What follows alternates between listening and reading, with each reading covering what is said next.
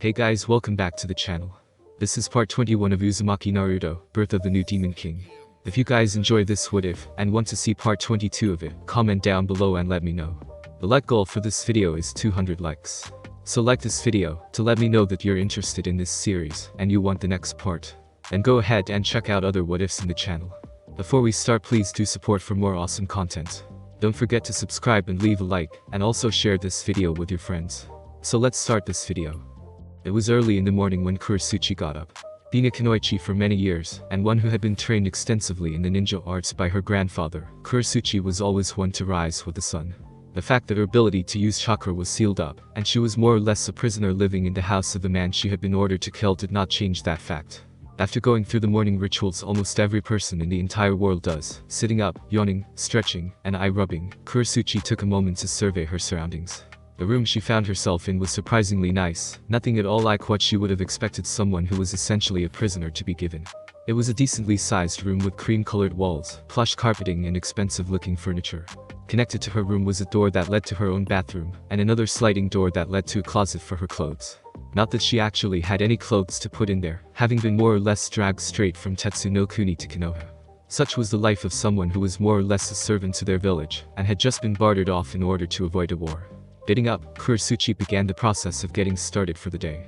Being a kunoichi of Iwagakure, and someone who had her own quirks from her service to the village, Kurasuchi's wake-up routine was an unusual process.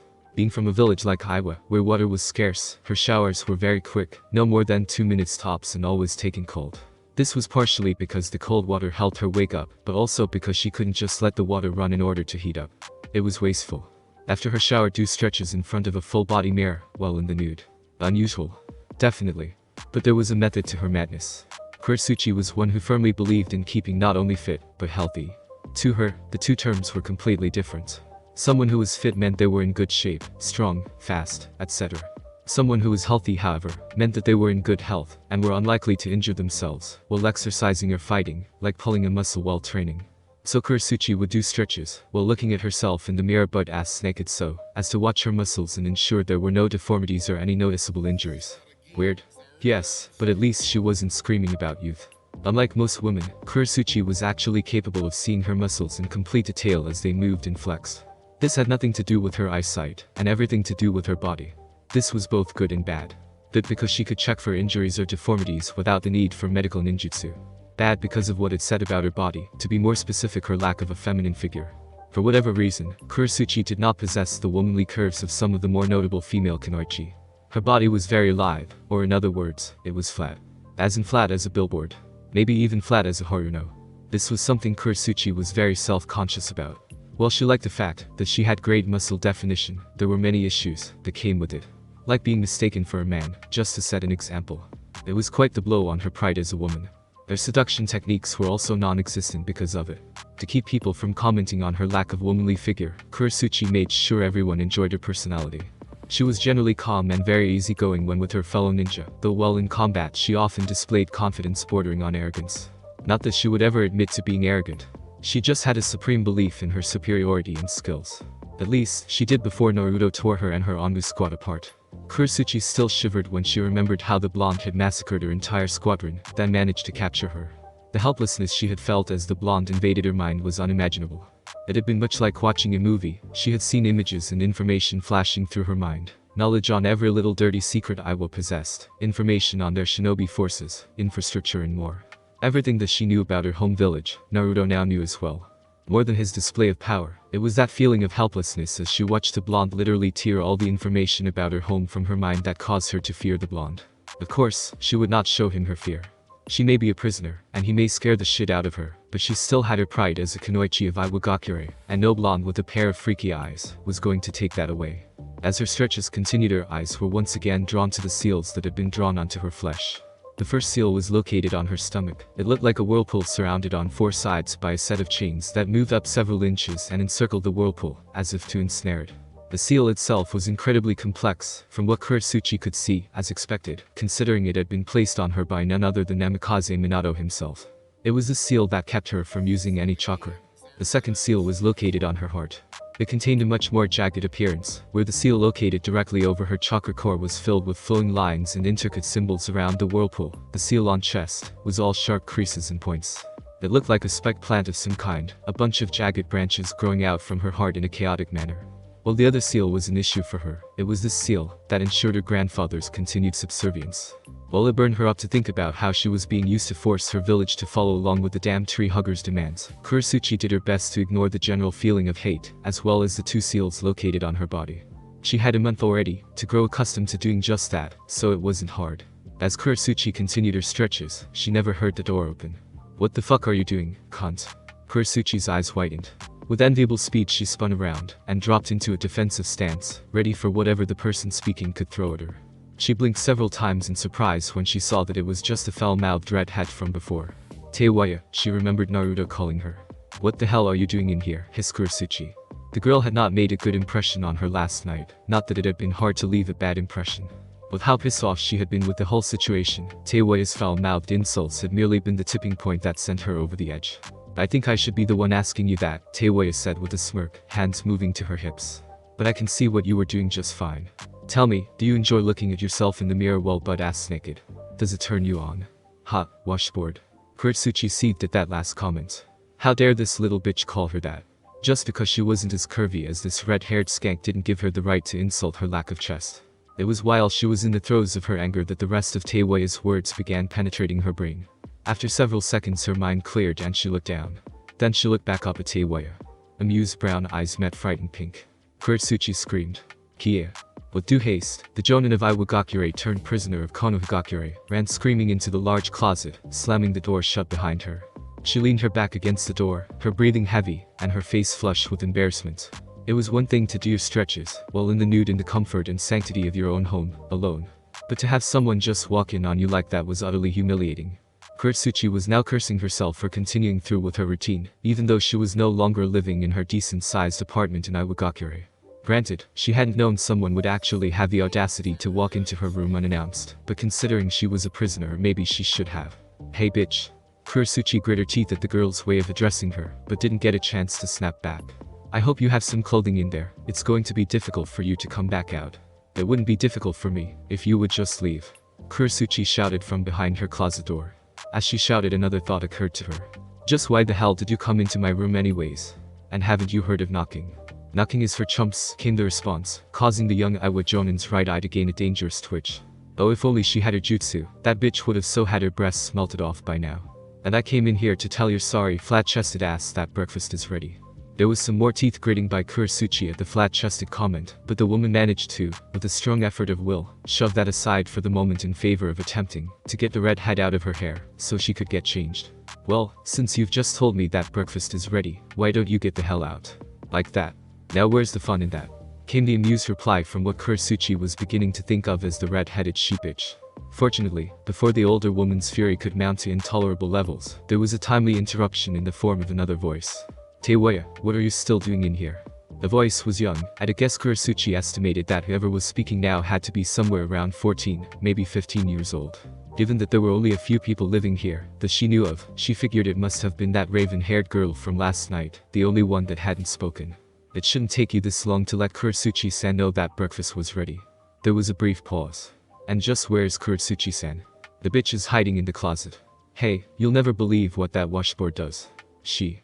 If you say even one word about what you saw I'll murder you." Kurasuchi screamed. "Likes to stretch in front of a mirror butt-ass naked. How retarded is that?" Kurasuchi screamed. Never in her life had she wanted to kill someone as much as she wanted to kill the red hat right now. Oh, how her hands longed to grab onto that bitch's throat and snuff the life out of her for her insults. The only thing stopping her from doing that was she was in Konoha and in particular Naruto's house. She was sure the man would not be pleased if she killed someone living with him, and, much as she may try to deny it, he scared her. And B, she was still naked. There was a sigh from the other end of the door, followed by a loud thump and then some swearing. "Boy!" Teiwaya shouted in surprise. "What the hell are you doing, Kin-chan? Quit dragging me." "You've embarrassed Kurasuchi-san enough," Teiwaya Kin said, her voice chiding even as it began to get farther and farther away. Obviously, she was leaving the room and apparently dragging the bitch with her. "Leave her be, or we'll be late for breakfast, and you'll have to tell Naruto-sama why." There was silence after that, Teiwaya having not answered before the door closed. Kurasuchi waited for several more seconds, pressing her ear against the door, and straining to hear anything that may let her know that the two had not actually left the room. When she could hear nothing, she opened the door, and poked her head out. No one was there. Hurrying out of the closet, Kurasuchi got dressed as quickly as she could. When she was once again suited up in the civvies that Naruto had gotten for her the day before, he refused to let her wear her Iwa ninja clothing while in Konoha, a pair of tan shorts, a white t-shirt and a basic pair of sandals. She made her way outside of her room, and began walking towards the living room. There was no one there when she arrived, and for a moment she wondered where everyone was. She assumed they were likely in the kitchen, or dining room if the house had one, and she had no reason to believe it didn't. The house was fairly large, but didn't know where that would be. For all she knew, it could have been in the opposite direction she had come from. Just as she was about to let her frustration show on her face, a heavenly aroma caught her attention. Taking several deep whiffs, Kurasuchi felt her stomach rumble, and was thankful no one was around to hear it. She followed the smell and was eventually led into a beautifully crafted dining room with an open kitchen connecting it. The carpet she was standing on gave way to varnished red wood tiling that looked like someone had spent hours polishing it. The walls were made of the same wood halfway up, but abruptly changed into a more earthen brown. It was with a start that Kurasuchi realized the brown was actually the rock, and that the interior of the house had been cut out from the rock itself. The ceiling was made of the same granite color and just confirmed her assumptions. In the center of the ceiling hung a chandelier, its many crystal prisms reflecting the natural sun that shone in through a window on the far side that overlooked the entirety of Konoha.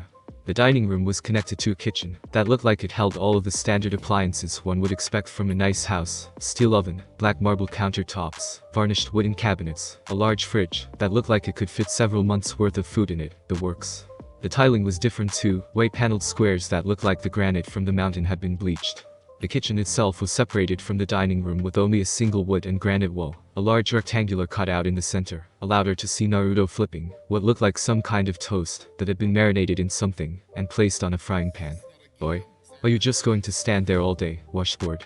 With twitching eyebrows, Kurasuchi turned to the newest bane of her existence. Teiwaya was sitting at the large rectangular table under the chandelier, along with Kin and Kit.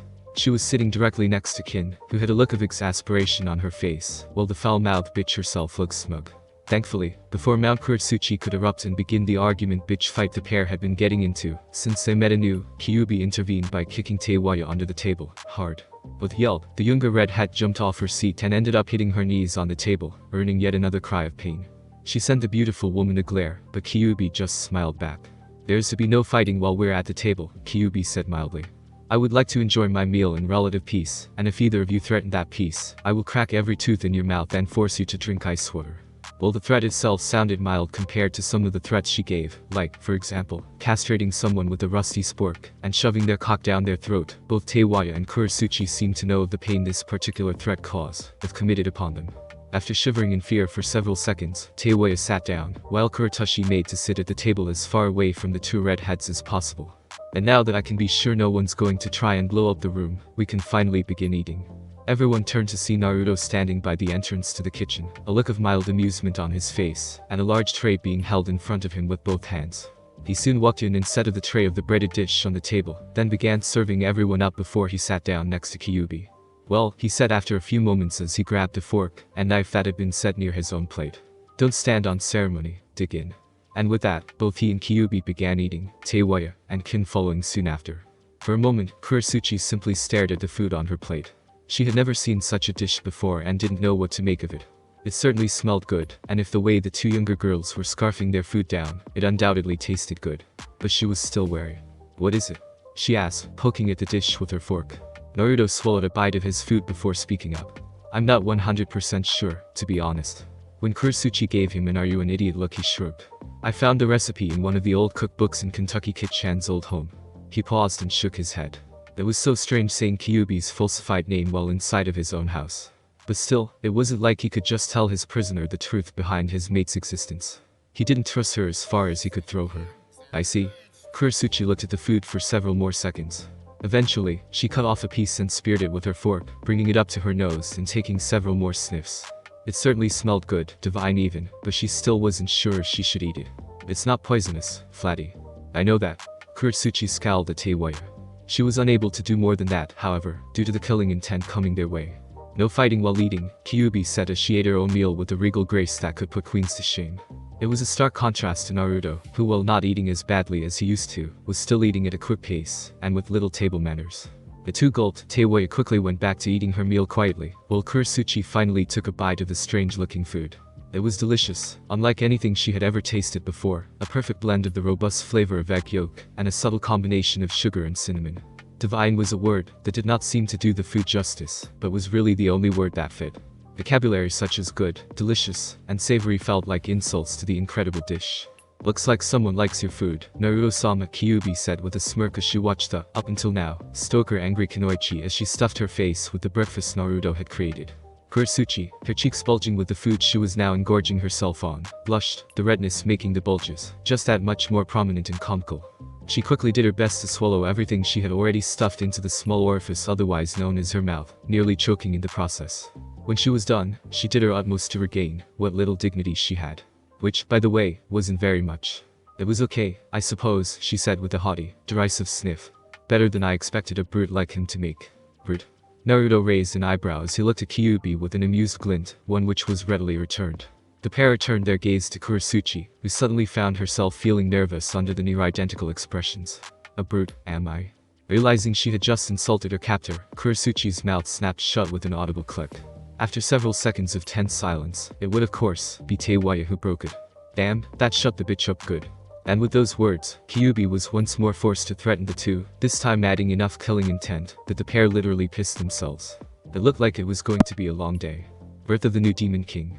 Minato waited in silence for the noise around him to settle down. They did, and much quicker than they would have before he went to Tetsu no Kuni and negotiated with Inoki. Of course, it was not hard to see the reason for that as half the council was now gone. He was very thankful that he had managed to get rid of the civilian council. At least to the extent that they were no longer a part of the council involved in shinobi affairs. It had been a rather smooth and slight bit of maneuvering that had allowed him to essentially kick the civilians off the council. He was very thankful that the Konoha Charter stated in no unclear terms that the civilians had no say in shinobi affairs as they were not shinobi and did not understand what went into being one. That bit of knowledge, while not lost, had been conveniently forgotten over time, and in his old age, Sarutobi had simply not been able to remember he could make use of it. Now the two councils were separated, with the shinobi side dealing strictly with shinobi affairs, and the civilian side civilian affairs. The only two branches that were allowed to mix with both sides was the Hokage and the Council of Elders. As the noise finally died down, Minato decided it was time to speak. I take it some of you have problems with my decision. It was Shikaku who spoke up. Well, your decision was a sound one. I believe our problem stems from the fact that it means we'll be housing someone from my Wagakure. Even more unsettling is that the same person who tried to kill your son is going to be living with him. What's to say she won't try it again?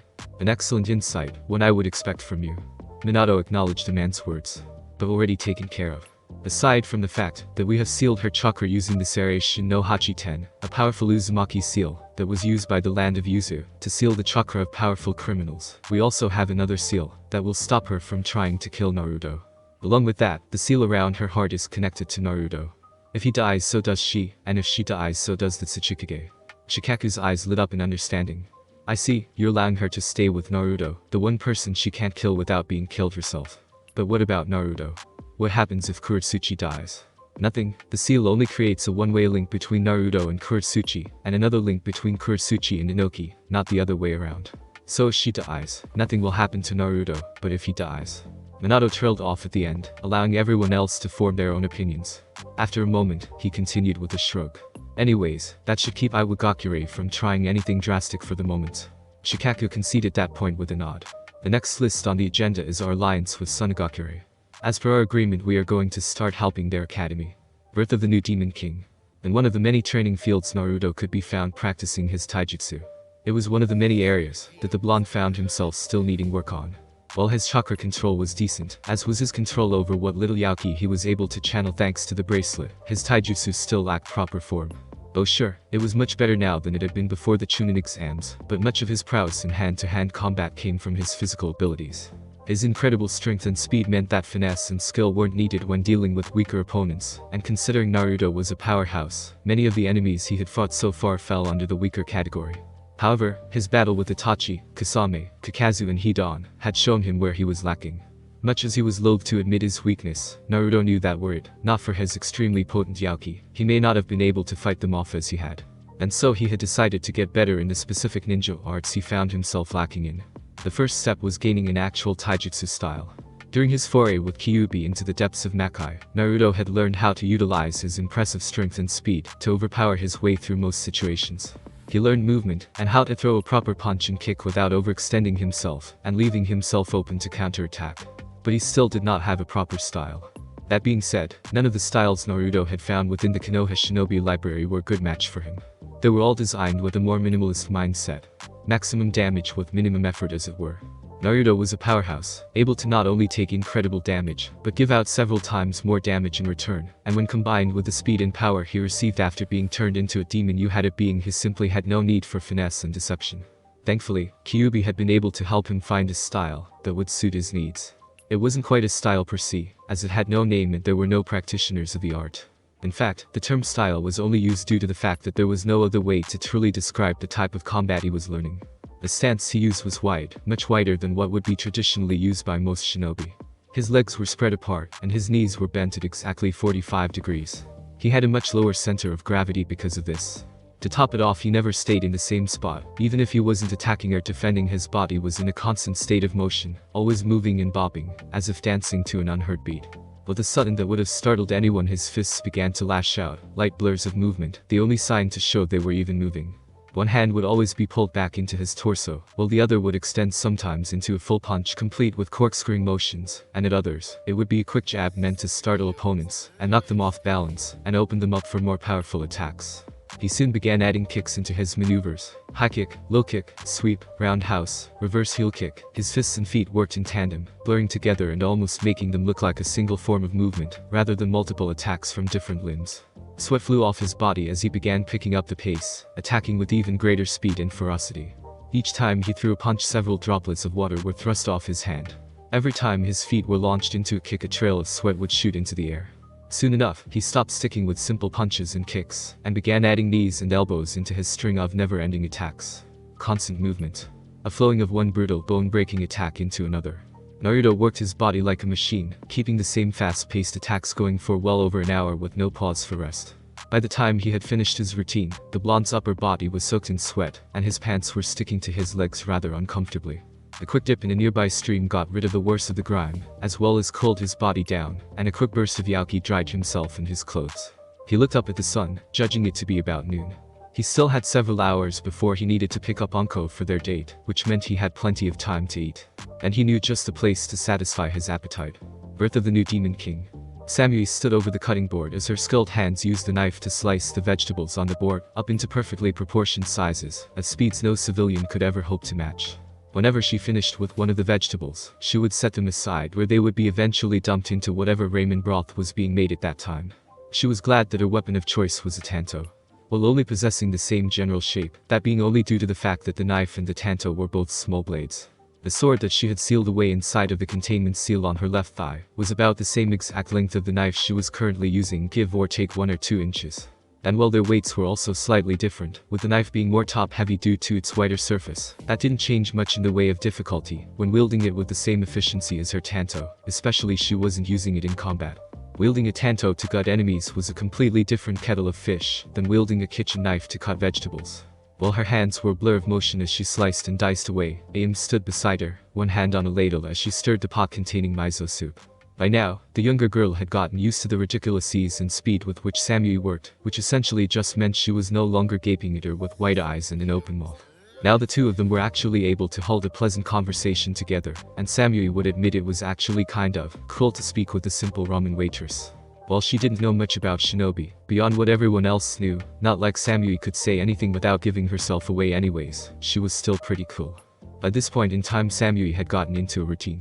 Every morning she would wake up early and do some exercises, stretching, and run through her sword katas within the privacy of her own home. No sense in giving away her identity as a kunoichi by running through her katas elsewhere. After a shower she would come over to Ichiraku's where she would almost immediately be bombarded by customers and a hairy Tuechi and Aim. She would work her 8-hour shift before going home, then she would use what time she had left to either pick up necessities like groceries, tour the village, or spend time with people she knew in Konoha, namely Naruto. It got a tad boring sometimes, but there wasn't much to be done about that. She just had to grin and bear it. Thankfully, spending time with Naruto made things bearable. The man was actually pretty cool. 1 order of shrimp ramen, here you go. Samui glanced over at Aim out of the corner of her left eye as she served a customer sitting at the bar. He was the only one right now, today being a surprisingly slow day. If she were honest, Samui was rather grateful for this. While not as strenuous or adrenaline-pumping as shinobi work, working at the ramen stand was often filled with hectic activity and frantic rushing. The place had become quite popular as of late. Not that she couldn't see why. It was, after all, the entire reason she had been able to get a job there. She would have to find some way to thank Naruto for his increased popularity later. The sounds of the flap rustling let her and Aim know that there was a new customer. Being the one currently in charge of greeting new customers, Aim turned around with a bright smile on her face. "Hello, welcome to Ichiraku's. How may I, oh, Naruto-kun." Hearing the name of the man who had occupied the majority of her thoughts, since she had come to Konoha, Samui turned to see said blonde just now moving into his seat. It was easy for her to tell that he had just come back from training. Her keen eyes picked out the way his muscles strained as he moved to signify he had been working them something fierce. Several droplets of water traveled in a lazy path down his bare torso, letting her know that it was also likely he had cooled himself off in Laker Stream before coming here. "Hey, Ni-chan." Naruto greeted with great enthusiasm. The smile on his face was rather infectious. Despite not being the designated target of that smile, Samui found herself smiling as well. "How have you been?" "Good," Aim said, only a light blush staining her cheeks. It was clear to everyone that she was physically attracted to Naruto, not that Samui could blame her, but she knew that the girl actually had a crush on someone else. That still didn't stop a girl from admiring a fine example of male when she saw one, even if she did like another person. Somewhere within Konoha, certain scar Chunin sneezed. "What can I get for you?" "I'll have 6 bowls of miso ramen, 2 bowls of shrimp ramen, and 3 bowls of chicken ramen." Aim grinned. "Hungry, are we?" "Famished," Naruto said with a grin of his own. "I just got finished training. And besides, I haven't had decent ramen in a month. I think I'm beginning to go through withdrawals." "Well, we can't have that, can we?" asked Aim, letting out a tinkling laugh. She came back towards Samui, who instinctively began working again, grabbing some of the vegetables that would be used in miso soup, and slicing it with expert efficiency. Before she could cut more than a single vegetable, however, Aim placed a hand on her wrist and stopped her. Looking up, she saw the ramen waitress looking at her with a slight twinkle in her brown eyes. "Why don't you go and spend some time with Naruto-kun for a bit while I do this?" she said with a wink, right before she grabbed the knife from Samui's hand and pushed her out of the way and towards Naruto. Samui blinked several seconds, then shrugged and walked over to the counter where Naruto was sitting, his forearms resting on the top as he watched her walk. "Samui-chan," he greeted with a smile. "Naruto-kun." Samui's mouth turned upwards just a fraction of a millimeter. It was the closest she ever came to a smile. She and Naruto had only just started using the more affectionate suffix, just after he left for the month, in fact. And while that might not seem like a big deal to some, to her it meant they were getting closer. "Speaking of, you were gone for quite a while." Samui leaned on the counter slightly as she let her posture slouch. This had the effect of making her bust more than a little visible, though not on purpose. She knew that Naruto wouldn't fall for such an obvious ploy of seduction, having already seen the woman who was on his arm. That kid girl, even Samui could not help but feel slight jealousy over her beauty. "I was on a mission." Samui nodded. "I had heard about that. Apparently you, Jiraiya-sama, and Hokage-sama all left to go on this mission, though no one knows what it was about." There had been a lot of speculation, however, theories ranging from a top-secret assassination of one of the other Kages, to the trio traveling to a foreign land far outside the elemental nations. The amount of theories put forth had been numerous, and each one sounded more ridiculous than the last. Honestly, who would believe that Hokage-sama had been ordered to perform a task for the Shinigami? Somewhere in the spirit world, a certain binky-sucking brat suddenly sneezed. He ended up getting snot all over his binky, and began swearing enough to make a sailor die of a heart attack. "So where did you go?" "Sorry, can't tell you that." Naruto sent an apologetic smile, then a wink. "If I told you, I would have to kill you." Samui rolled her eyes at the crack, even though a part of her knew that he was being somewhat realistic. Any mission that involved the Kage of a village meant it was something big. Any mission involving the Kage of a village and its 2 most prominent S-rank ninja meant it was something huge. The most likely thing she could think of that would force a Kage to get involved in would be another Kage. Perhaps Minato had a meeting with one of the other 4 Kages. She doubted it would be the Raikage. The Yondaime and Ace-sama had been rivals since their first fight during the Third Great Ninja War, where Minato had not only held off A by himself, but had also managed to dodge the man's fastest attack, while A was wearing his lightning armor, as well as evading B-sama's attempts at capturing him. Yeah, there was no way Raikage-sama would speak with the Yondaime, especially when it might blow her cover. So who could it be then? The Kazekage was dead, having been found in a ditch, where Orochimaru left the man's corpse. It could be the Mizukage, but from what Samui knew they were still isolated, and quite possibly still fighting in their civil war. That left the Tsuchikage. Now there was an interesting idea. The Tsuchikage hated Minato even more than Raikage-sama. At the very least, Asama respected Minato's power as a ninja.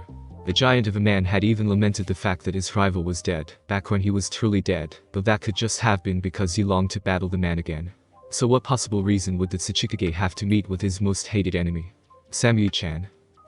Samui blinked, then leaned back in surprise, when she saw Naruto's face intimately close to hers. Naruto. She stuttered in slight surprise, her eyes widening, and her cheeks turning slightly pink. When had he moved so close? Are you alright? He asked, leaning back in his seat now that she was focusing on him. You seem to have spaced out there for a moment. I'm fine. Samui took a step back. She shook her head. She was beginning to get too comfortable here, letting her guard down like that. As an undercover agent, she needed to remain vigilant at all times. Just thinking is all. I think I'll go help Aim-san, and see if we can't get you your ramen faster. Trying to get rid of me already? Asked Naruto with a pout. Samui gave him a thin smile. Not at all, just want to fill that rumbling pit you call a stomach. As if on cue, Naruto's stomach gave a terrible rumble that almost shook the small ramen stand. The blonde rubbed the back of his head as a sheepish grin crossed his face.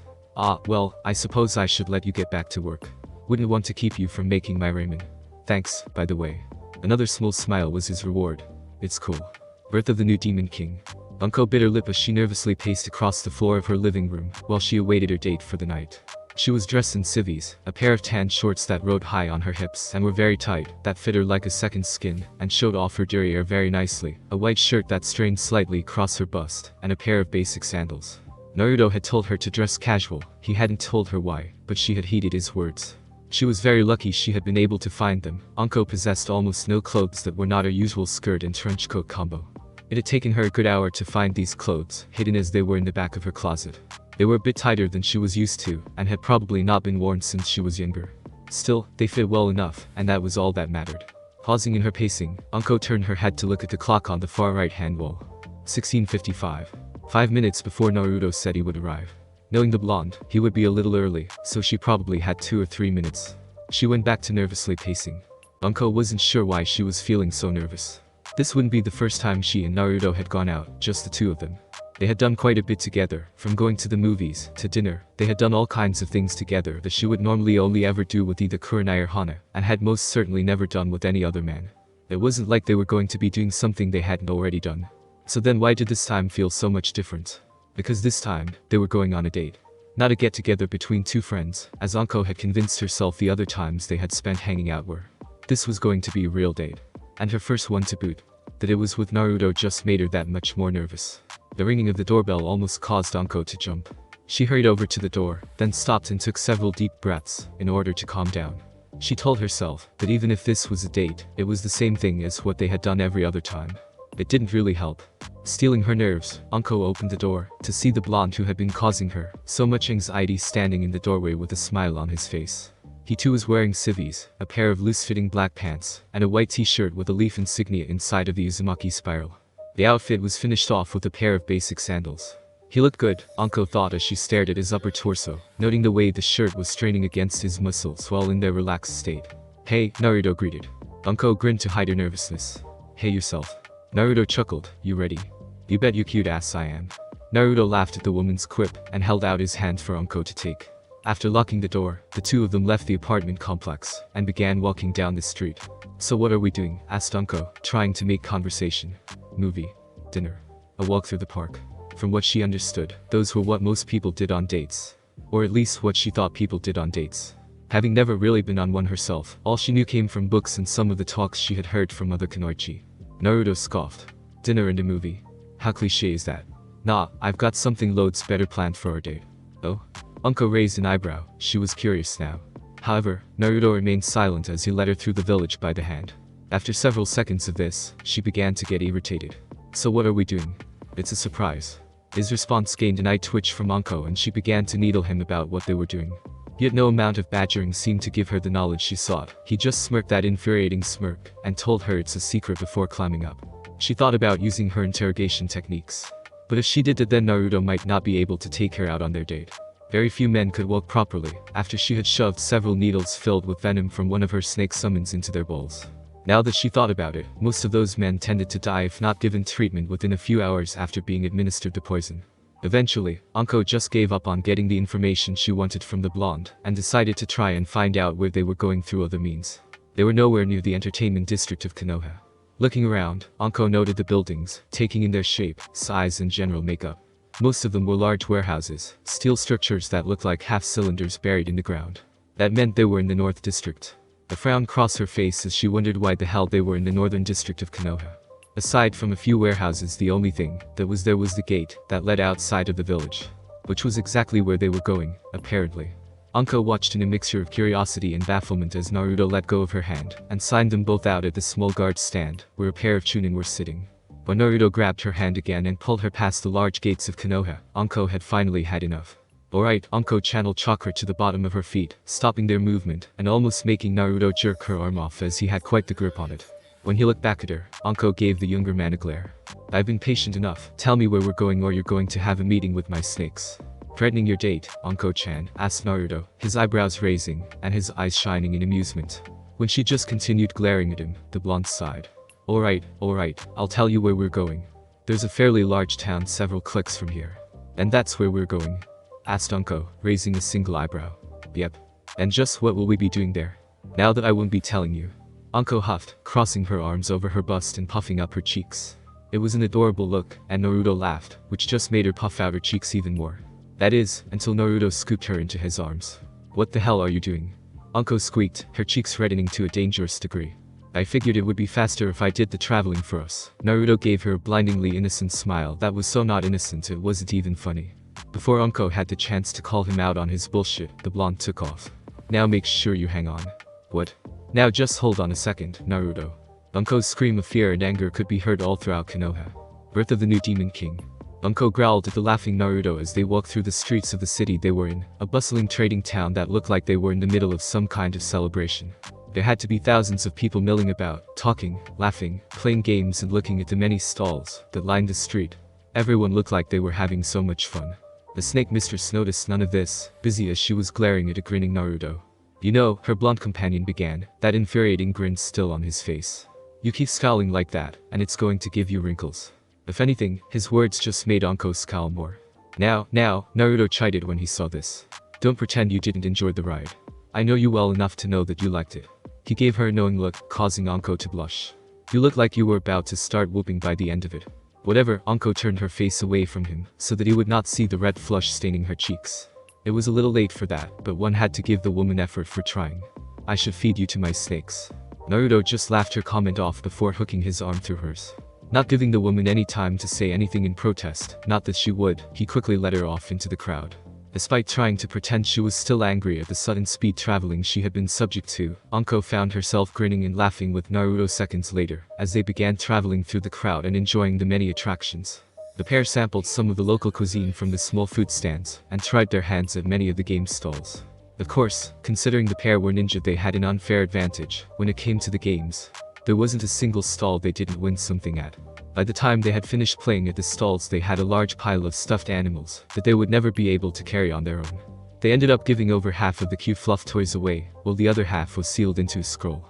Only one of the stuffed animals was left out, a small red fox with large eyes that Anko had taken to hugging to her chest as they walked around the festival.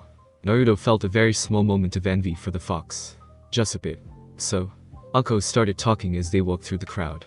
It was beginning to get late, the sun was setting, the golden orb in the sky lowering behind the horizon, painting the sky in a myriad of oranges and pinks. Do you have anything else planned for this little excursion of ours? Anko had to admit that she'd had a lot of fun. Her nervousness at going on a date aside, their time together had more or less been exactly as it had been before they had called the time they spent with each other a date. In fact, aside from them doing something completely out of left field, going to a festival had been an unexpected though not unpleasant situation. There were only a few differences worth note. For one thing, Naruto was a lot more physical with her. Before, whenever they hung out, there was always a bit of distance between them physically speaking. Today though, with the exception of when they were playing games at one of the stalls, the blonde Uzumaki had kept their arms encircled at all times. At first Anko was a bit uncomfortable with it, seeing as she had never done something like this before, but after a few minutes of being physically close with a man she had grown to enjoy the intimacy. She had even allowed her head to rest on his shoulder as they walked. In answer to her question, Naruto tossed her a grin. We've got one more event before calling it a day, he informed her, a slightly mysterious glint in his eyes. First though, we need to get you something more appropriate to wear. Anko blinked. What? Naruto didn't answer her question vocally. He simply gave her that infuriating grin, before dragging her into the nearest clothing store. Okay, Naruto smiled at his date as she gave him an irritated look. Pick out a kimono. Anko blinked. She's been doing that quite a bit lately. What? A kimono, Naruto smirked. You know, traditional robes that most people in the elemental countries wear. I know what a kimono is, Anko scowled at the blonde Uzumaki. Of course, the scowl did nothing but make Naruto smile as he completely ignored her words. You should preferably pick something more formal. Something nice. Anko glowered at the blonde for a second, hoping against hope that her evil eye would make him quake in fear. At the very least she wanted to get a cringe. Seriously, with the crap she was putting up with from him and his damn cryptic ways, getting some kind of fearful reaction out of him would be nice. Naturally she got nothing but a wider smile, and so, grumbling all the while, Anko began looking around the shop for something to wear. The store was actually quite nice. It was well lit, and had a rich atmosphere. It was also quite large, filled with rows upon rows of formal wear. Anko saw everything from regular kimonos to more traditional kimonos to fursode, mumongi and everything in between. There was a lot to choose from. A lot. And for a simple gal like Anko, someone who rarely ever dressed up except for on certain occasions, it was more than a little overwhelming. Despite this she did find something that she thought looked nice. It was a beautiful dark blue kimono that looked like someone had taken the night sky and imprinted it onto the fabric. Dotting the silk-like cloth was hundreds of thousands of stars that, while perhaps not an astrologically accurate depiction of the stars, created a breathtaking image that Anko couldn't help but like. Yes, even Mirashi Anko liked to feel girly and beautiful on occasion. The kimono was to be held close with an obi of the same color. Dark blue. It also had a physical representation of stars on it, though this one differed in that it was an image of an entire galaxy. The millions of tiny dots swirled around what looked like a giant hub of mist. Spreading outwards from the hub was what looked like arms, or tentacles that ended in soft points. Absently, she wondered how someone could think a galaxy would look like that, when no one had ever seen beyond their mud ball of a planet. Probably science fiction novels. A few seconds later she found herself in the changing room putting the kimono on, while Naruto stood outside waiting for her. When she was finally finished putting on her kimono, Anko walked out of the door and grinned before striking a pose. So what do you think? Only to drop out of it seconds later when she saw Naruto, who was now wearing a kimono of his own. He was wearing a pair of dark orange hakama and shitage. The formal kimono he wore over it was a very dark blue bordering on black, and was being held close by an orange obi. On the back of the kimono was a large painting of the Kyuubi no Yuko laying down while it rested its head on its paws. The image was painted in such breathtaking detail that it almost looked like the Kyuubi might jump out of clothing at any second. See something you like? Asked Naruto with a large vulpine grin on his face. He enjoyed seeing the shell-shocked look on the beautiful woman's face, and the flush of pink painting her cheeks. Anko nodded absently, showing that, yes, she did indeed see something she liked. It was only after she realized what he said and what she was doing that she managed to regain control over herself. She shook her head once, then looked at him again, trying to keep herself from stripping him with her eyes. When did you have time to change? She asked. At her question, Naruto looked down at himself, then back up at her, his face holding an expression of innocent confusion. What are you talking about? I've been wearing this all day. Anko's eyes twitched. No you haven't. Aha, Naruto said with a smile. You just didn't know it. The eye twitching became incessantly violent. But you, that's. Anko tried to articulate her annoyance to the blonde, but couldn't think of anything to say. Thus she just ended up sputtering incoherently, her face red, and her eyes twitching. Naruto laughed, causing her even more irritation, before he grabbed her hand and began dragging her out of the store. They walked down the street, Anko still annoyed and angry at Naruto, and Naruto smiling his amused smile. They must have made quite the pair as a lot of people who glanced at them couldn't help but stare at the two. So are you finally going to tell me where we're going? Or am I going to have to kick your ass for continuing to be all cryptic with me? Anko asked tersely. Naruto just smiled at her. You'll see where we're going in just a second, Naruto replied as he deftly guided her through the crowd. Anko did not even bother keeping the annoyance out of her face this time. She liked Naruto, she really did. But this whole being cryptic and vague bullshit that he was pulling with her just pissed her off. Who knew the blonde could be so damned bothersome? Here we are. Snapping out of her daze, Anko made to look around their new destination. They were still at the fair. The good number of people milling about told her as much, but they must have wandered off the beaten path, because there were not as many people there. In front of them was a large building. It was designed in a much more traditional style than most buildings. It was a wooden building painted, unpainted, and made of a rich, dark wood. The building, elevated about a foot off the ground, was surrounded by a wooden railing. Instead of standard doors, this building had fusuma that were painted to look like a beautiful grassy landscape underneath a setting sun. It didn't take long before Anko recognized what this place was used for. This is. A little birdie told me that you enjoy tea ceremonies, Naruto said. Anko took that to mean either Kurenai or Hana told him about her love of tea ceremonies, as they were the only two people in all of Konoha who knew about it. She made a promise to herself that she would smother them both with a pillow in their sleep. Come on, Naruto spoke again, this time while he linked his right arm through hers. Anko looked over at Naruto to see a smile on his face. Not the vulpine-like grin he had been sporting during most of their date, but a genuine smile. Unbidden, a smile came to her own face. Okay, she said, letting Naruto lead her into the building. Maybe this date wasn't so bad after all. Birth of the New Demon King. It was much later at night, when Naruto entered Anko's bedroom via the window. He would have made use of the door, but since Anko was fast asleep in his arms, and in no position to tell him where she hid her key, and he was too much of a gentleman to search her, he had been forced to resort to more extreme measures. Moving over to her bed, Naruto gently laid Anko on top of the covers. He would have tucked her in, but considering she was still wearing her kimono and he wasn't going to strip her while she slept, he thought it would be best if she were not under the covers. The woman whined slightly, no doubt from the missing warmth caused by his body heat, but eventually settled down. Naruto smiled for a moment, then shook his head, and quickly made his way outside of her apartment. The right way this time. After creating a clone, to lock the apartment behind him, Naruto closed the door and waited until he heard the clicking sound of locks being put in place, before taking his leave. As he was just about to leave the apartment complex, Naruto turned his head, to look at a small portion of shadows, that seemed darker than the rest. Don't worry, Naruto said, his eyes crinkling as he smiled. I didn't do anything untoward to her. I never said you did anything to her. Kurenai stepped out of the shadows as she spoke. There was no need to hide there, since Naruto had been able to pick her out anyways. You didn't have to, Naruto shrugged. The fact that you were hiding next to Anko's apartment in the middle of the night tells me all I need to know. Kurenai shifted a bit, perhaps feeling a tad guilty, or maybe just sheepish at being caught by a newly appointed jonin. Naruto couldn't really say. And it wasn't like it truly mattered in the end. What he and Anko did was nobody's business but him and Anko. Unless they became serious. Then Kyuubi would have to get involved, but that was neither here nor there. Anyways, she's sleeping right now, so please be quiet if you go in to check up on her, alright. Naruto didn't wait for a reply as he walked out of the complex, and into the night. He thought about using Shundo to get home, but decided it was a nice night out, and that a walk would be better. He wondered if Kyuubi had gone to sleep yet. Knowing her, she was probably still awake, waiting by his bedroom door, so she could pounce on him when he got home. But maybe he should Shundo home after all. Birth of the New Demon King. Kurenai watched the young blonde leave with a small frown on her face. Even now she still wasn't quite sure what to think when it came to that young man. He was nice, certainly, almost too nice some would say. In most cases, that would be a red flag for a player looking for some tail. But he had plenty of chances to get into Anko's skirt. Many in fact. Kurenai knew her friend very well, and was well aware that if given the opportunity, the former apprentice of Orochimaru would gladly give her virginity to that man.